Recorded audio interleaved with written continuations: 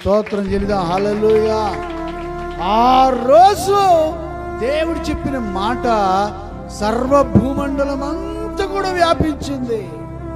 నిన్ను గొప్ప జనముగా, చెప్పండి అందరూ. అలాగా విశ్వాసంలో గొప్ప జనం చేశాడు. అలాగనే నీ కుటుంబాన్ని కూడా గొప్ప జనంగా దేవుడు చేస్తాడు. ఎంతమందికి నమ్మిక చెప్పండి? అందరు నమ్ముతున్నారా?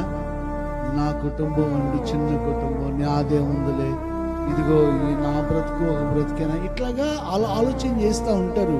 అది దేవుని యొక్క వాక్యానికి విరుద్ధం.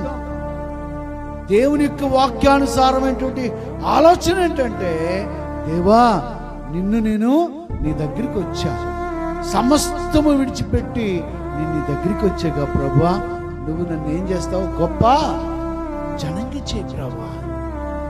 నిజమే, కొద్ది వ్యక్తివే, నిజమే నీ పరిస్థితులు కొద్దివే, నిజమే నీవు ఇదిగో త్రోసివేయబడి ఉండొచ్చు, నిజమే నీవు తృణీకరించబడి ఉండొచ్చు. దేవుని దగ్గర మాత్రం కాదు, దేవుని యొక్క వాగ్దానం దగ్గర మాత్రం కానే. దేవునికి స్తోత్రం చెల్లిద్దామా?